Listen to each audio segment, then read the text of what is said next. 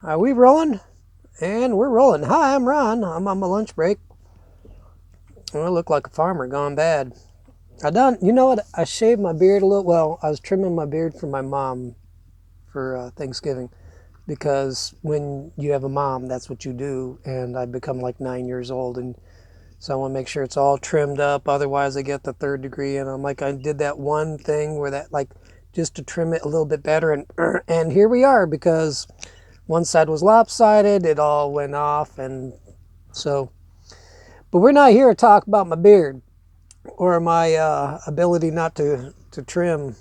We're here to talk. I'm going to talk about staring down a demon. That's right, staring down a demon. Uh, Everybody's got them.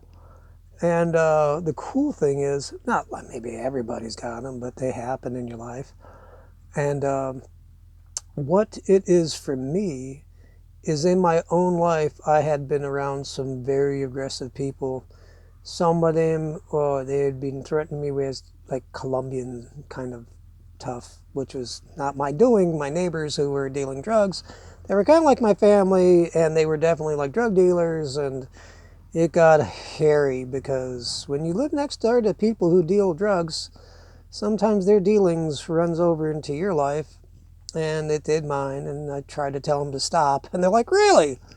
How about you just die?" And I'm like, "I don't want to die." They're like, "Well, we can help you." I'm like, so that's where a spirit of fear came in because I thought I was going to be deaded unwillfully just because I told them to be nice. Go figure. But it didn't happen. And so what happened is I had a spirit of fear because I thought someone might make me be dead. And what it is eventually they passed, and they gave their hearts to God, I believe, before they passed. They got cancer. Nobody killed them. Um, but I had a spirit of fear so that when an intense emotion would come onto me that maybe might be negative, you got people out there that are just naturally aggressive. And my head in the past would just spin out. It's like, oh, what's going to happen here? How bad is this going to get? And I had a spirit of fear try to attack me, and it was a real spirit. Like I felt it. It would try to, you could actually feel it touching you. And there are spirits of terror I've experienced, and it doesn't mean you're in sin. It just can be that there is that if you get attacked by a demon, it just means that demons attack people. Jesus being the best example of being out in the desert fasting for 40 days when Satan came and tempted him. That's a demonic attack. And so what you do is you can stare them down and you use the word. Let's say in my case, when it was fear, like the cool thing is after you give your heart to Jesus and you feel his presence come into your life, he gives you not a spirit of fear, but of power, love, and a sound mind. And you use the scriptures, as Jesus did, against whatever is assailing you. So that if it's fear, you use, well, God hasn't given me a spirit of fear, but a power, love, and a sound mind. He is, let me think, it's a spirit of joy for mourning, beauty for ashes, and, that we are the head and not the tail, that we are beloved and accepted. That's number one with a bullet. If you get to know that you're accepted by God, you're going to whoop a lot of demons for you and for yourself and for others. And so what I mean by staring down the demon is you use scripture. It is to stare him down in your heart, to go, no, I might be experiencing something, but I deny your right to be here. I deny that you are truth, because all demons are liars. And the way you can tell if it's a demon is it will not line up with scripture. Power, love, and a sound mind is our inheritance. And at times there might be no rhyme or reason why these things are hitting you. Fear of death. Well, that happens to a lot of people, but when you get saved and it's not that I want to die, but it's like, okay, to live is Christ, to die is gain. Death isn't my victory, but if I die, it's cool because it's an eternal payoff one way or another. If he comes back, I'm good, and if I go to him, that's even, that's great too.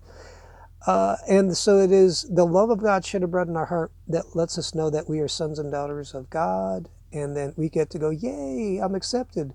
So when we are accepted by God, even if we are rejected by family, friends, loved ones, we're not rejected by God. So we aren't dictated by other people's acceptance or rejection. And so learning scripture is the way you face down a demon. Praying, getting in that place of contact, communion with God for yourself, and letting yourself experience His presence, and that He changes us, transforms us from the inside, that manifests out by His Spirit, and that's number one with a bullet, and that's nothing but fun. A couple quick suggestions: if you have any unforgiveness in your heart, somebody hurts you, forgiveness isn't saying, hey, what you did is okay. It's just, I'm going to release the judgment I have in my heart over to God and let Him deal with you, and I will have mercy towards you. Jesus on the cross is the best example. Father, forgive them, for they know not what they do. And that is that way, because if you don't forgive, then you don't get forgiven, and that gives a legal right for torment to come into your life. And so if you're experiencing torment, I would suggest, like, hey, is there anybody I need to forgive, living or dead? It's a condition of heart, and once you forgive, doesn't mean you have to go be best buds with them, but it's just like, I release them to you, God, and um, then you get forgiven as well. I hope that makes sense. So you forgive, learn scriptures, um, and then you get into the presence of God. And this is just a few. This is just by no means totally. This ain't the whole enchilada. Learn for yourself, but I hope this helps you a little bit. I gotta go. I was on my lunch break. I gotta go back in, clock in, and I hope you guys are happy to be blessed. And we'll talk to you later. Bye. Peace.